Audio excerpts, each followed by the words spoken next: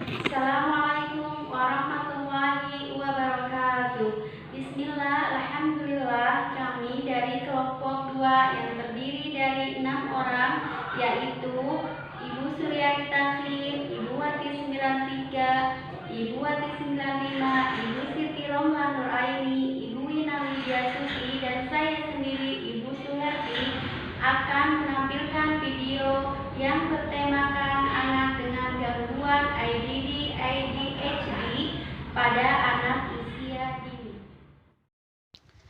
ADHD atau Attention Deficit Hyperactivity Disorder merupakan istilah yang digunakan secara internasional untuk menyebut gangguan pemusatan perhatian dan perilaku motorik yang berlebihan. Ada 3 karakteristik utama anak dengan gangguan ADHD. Pertama, yaitu inattention atau anak sulit memusatkan perhatian. Gangguan pemusatan perhatian ini bukan berarti anak dengan gangguan ADHD tidak bisa memusatkan perhatian. Sebaliknya, mereka sangat memperhatikan semua yang ada di sekitarnya. Semua rangsang stimulus yang ada di lingkungan akan diterima, namun mereka tidak mampu mengendalikan stimulus mana yang harus diabaikan dan mana yang harus direspon. Dalam kata lain, anak-anak dengan gangguan ADHD tidak dapat memilah mana stimulus yang penting dan tidak penting untuk ditindaklanjuti, sehingga mereka mudah sekali berhenti mengerjakan satu kegiatan dan beralih ke kegiatan lain. Ciri kedua, anak dengan gangguan ADHD yaitu hiperaktivitas. Hiperaktivitas adalah kondisi fisik seseorang yang ditandai dengan aktivitas motorik yang berlebihan.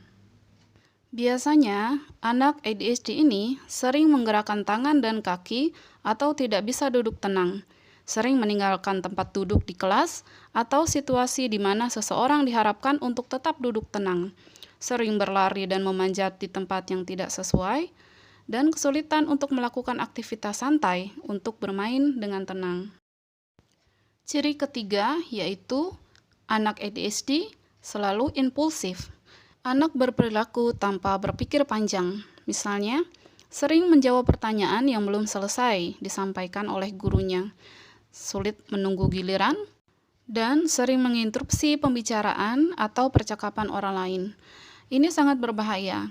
Misalnya, saat ia melihat layang-layang yang terbang di udara, anak ADHD secara impulsif langsung mengejar layang-layang tersebut tanpa memperhatikan di mana dia berada dan bahaya apa yang mungkin saja menimpanya. Misalnya, di jalan raya, atau ada genangan air yang cukup luas, atau ada bahaya-bahaya lain di sekitarnya.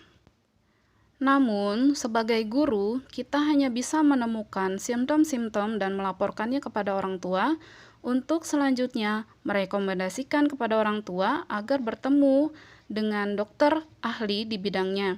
Perlu diingat juga bahwa dalam mendiagnosa, setidaknya ciri-ciri tersebut harus sudah terjadi selama minimal 6 bulan. Simptom harus menyebabkan gangguan yang signifikan dalam kehidupan sehari-hari, misalnya hubungan sosial atau performa di sekolah atau di lingkungan. Ketiga, simptom harus muncul dalam berbagai situasi, misalnya di sekolah, di rumah, dan di masyarakat. Lalu, simptom harus mulai terlihat pada usia di bawah 7 tahun.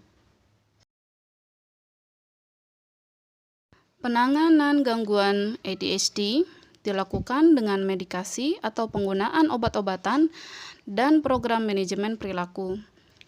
Hal ini akan diresepkan atau direkomendasikan oleh tenaga ahli.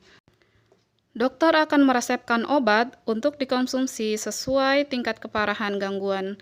Orang tua perlu mengawasi dengan sangat ketat penggunaan obat agar anak mengkonsumsi obat sesuai dosis yang telah ditentukan. Penanganan kedua yaitu dengan melakukan program manajemen perilaku. Manajemen perilaku mengajarkan keterampilan yang dibutuhkan anak untuk dapat hidup dan bergaul layaknya anak-anak normal pada umumnya. Menangani anak dengan gangguan ADHD ini Perlu sekali peran-peran orang di sekitarnya, mulai dari psikolog, dokter, neurolog, terapis perilaku, orang tua, guru, dan teman bermainnya.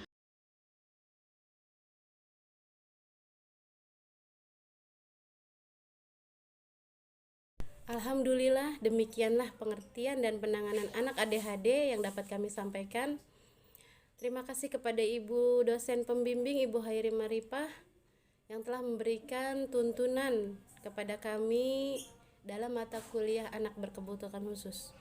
Wassalamualaikum warahmatullahi wabarakatuh.